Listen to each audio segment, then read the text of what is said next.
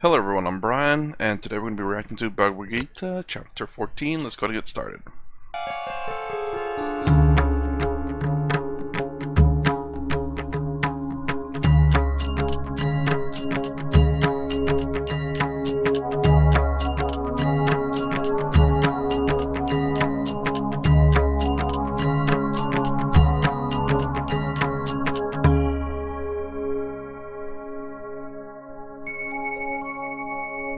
In Chapter 14, Sri Krishna describes the three gunas, the three fundamental qualities or principles of nature, principles that give existence to the material universe. According to Sri Krishna, any kind of clinging or attachment to the three gunas leads to worldly bondage and is an obstacle to gaining enlightenment.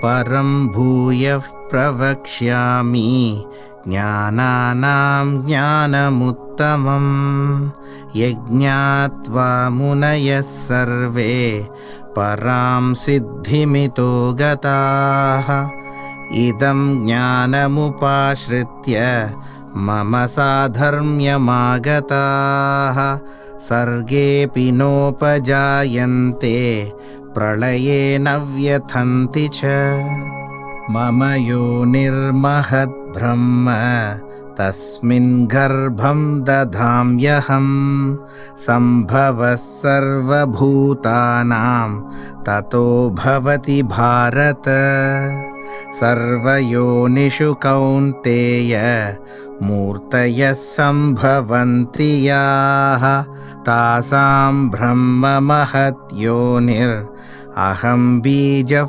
pradapita sattvam rajastama iti guna prakriti sambhavaha nibhadnanti mahabaho dehe dehinam avyayam tatra sattvam nirmalatvat prakashakamanāmayam sukhasangena bhadnāti jnānasangena chānagha rajo rāgātmakam viddhi trishṇā samudbhavam tannibhadnāti kaunteya karmasangena dehinam tamastvajñānajam viddhi mohanam sarvadehinam pramādalasya nidhrābhis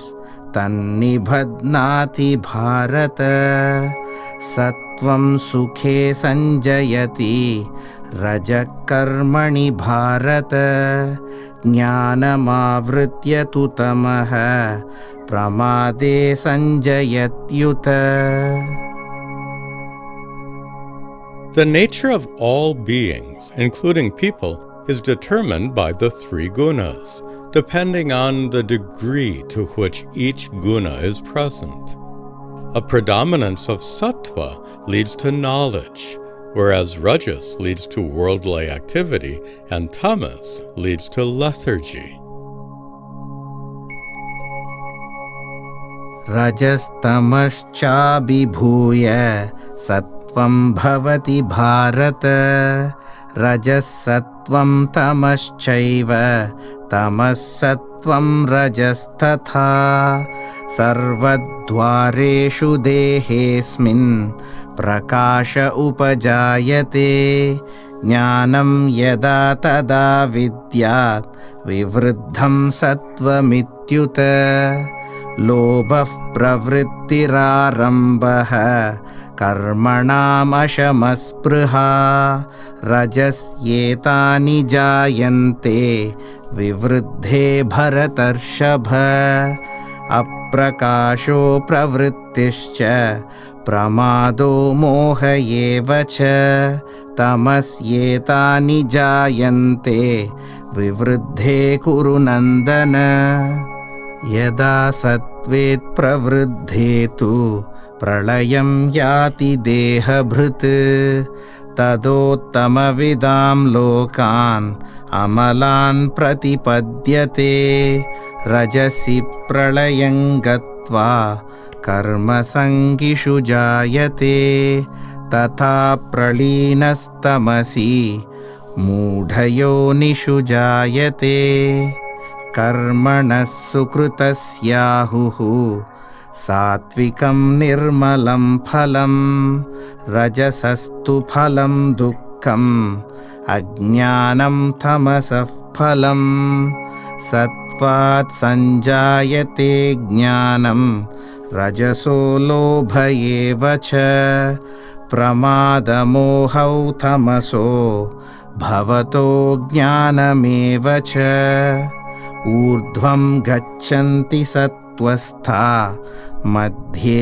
तिष्ठन्ति राजसाः जगन्यगुणवृत्तिस्था अधो गच्छन्ति तामसाः नान्यं गुणेभ्यः कर्तारं यदा द्रष्टानुपश्यति गुणेभ्यश्च परं वेत्ति मद्भावं सोऽधिगच्छति गुणानेतानतीत्यत्रीन् देही देहसमुद्भवान् जन्म मृत्युजरा दुःखैर्विमुक्तो मृतमश्नुते. In the last two verses, Sri Krishna declared that one who transcends the three gunas can break free from worldly bondage. Arjuna wants to know if he too can transcend the gunas, so he asks, कैर्लिङ्गैस्त्रीन् गुणानेतान् अतीतो भवति प्रभो किमाचारः कथं चैतां स्त्रीन् गुणानतिवर्तते. प्रकाशञ्च प्रवृत्तिञ्च मोहमेव च पाण्डव न द्वेष्टि सम्प्रवृत्तानि न निवृत्तानि काङ्क्षति उदासीनवदासीनो गुणैर्यो न विचाल्यते गुणा वर्तन्त इत्येवं योऽवतिष्ठति नेङ्गते समदुःखः सुखस्वस्थः समलोष्टाश्मकाञ्चनः तुल्यप्रिया प्रियो धीरस्तुल्यनिन्दात्मसंस्तुतिः मानापमानयोस्तुल्यस्तुल्यो मित्रारिपक्षयोः सर्वारम्भपरित्यागी गुणातीतः स उच्यते. मां च यो व्यभिचारेण भक्तियोगेन सेवते सगुणान् समतीत्यैतान् ब्रह्मभूयाय कल्पते ब्रह्मणो हि प्रतिष्ठाहम् अमृतस्याव्ययस्य च शाश्वतस्य च धर्मस्य सुखस्यैकान्तिकस्य च.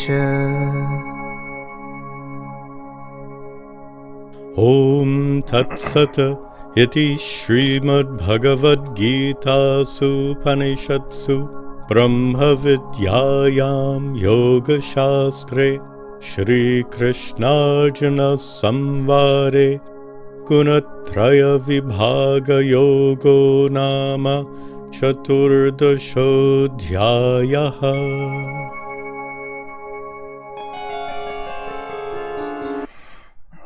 Okay, I think for this one we'll listen to the English version as well.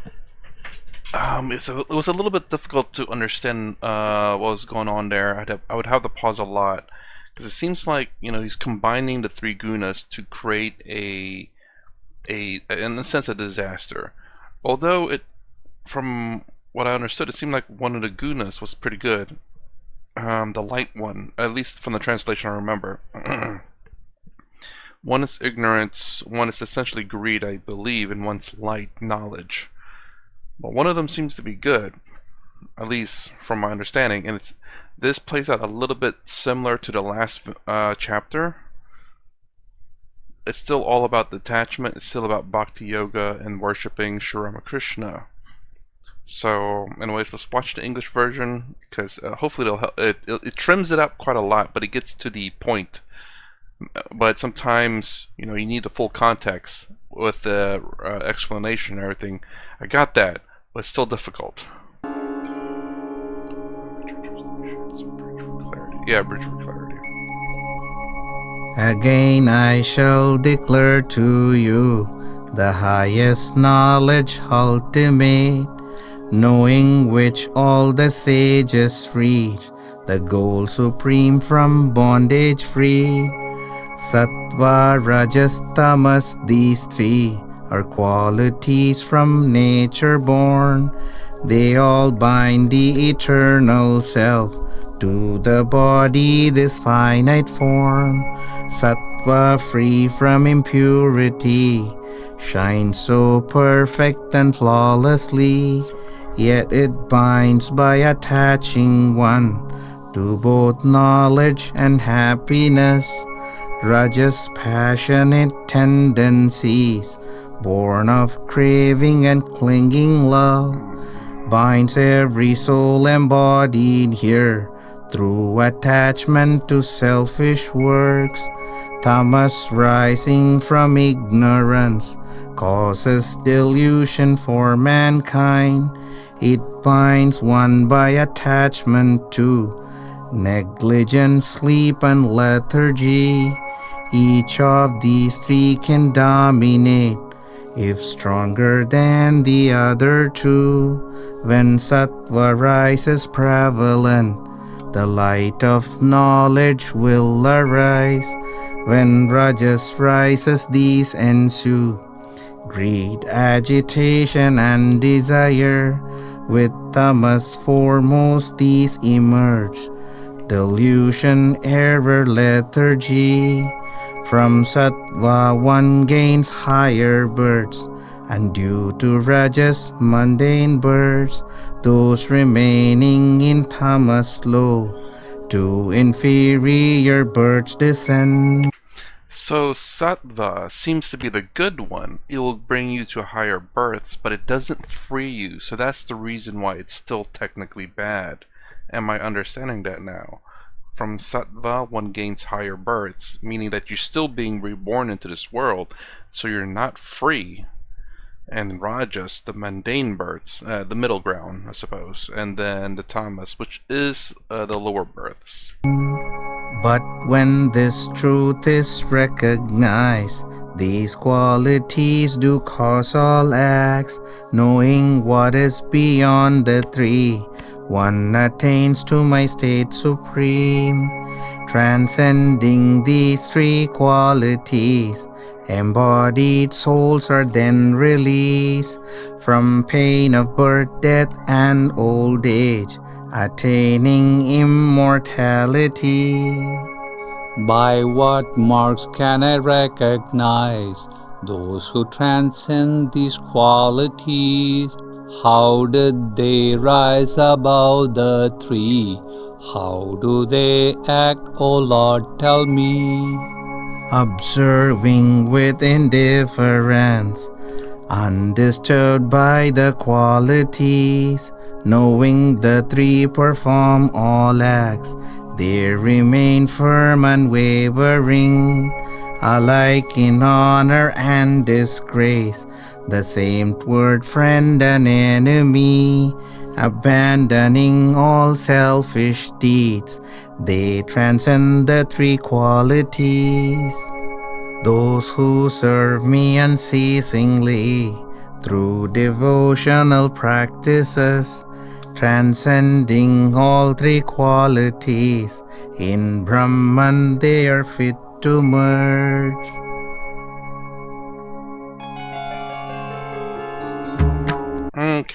Okay. This one was a little bit difficult to understand with reading because it's so descriptive, and I'm a little hard to follow without pausing and trying to fit it all in. The English translations definitely help with this one for sure. So essentially, it's still about detachment from the world. It's very much that detachment from the world, in a sense, jnana yoga, because you identify who you truly are by separating what you are not. And also, the thing that he keeps preaching that I see here is bhakti yoga, about devotion to worshiping Sri Ramakrishna. Says that, and very much in this the Bhagavad Gita, he does say that's the easiest path. All the other paths are much more difficult. And I believe he did say Raja Yoga being the most difficult too, which no doubt on that one. So anyways, I think, at least from Swami Tadatmananda's videos, I think we're coming to a pretty close. I don't know how many chapters there are. I think it has 18 in his video line. I don't know if that's how many the Bhagavad Gita has, but let me know in the comments below. So anyways, so my reaction to the Bhagavad Gita chapter 14. If you like my content, please consider subscribing, thumbs up, thumbs down below. Thanks for watching. I'll see you in the next vid.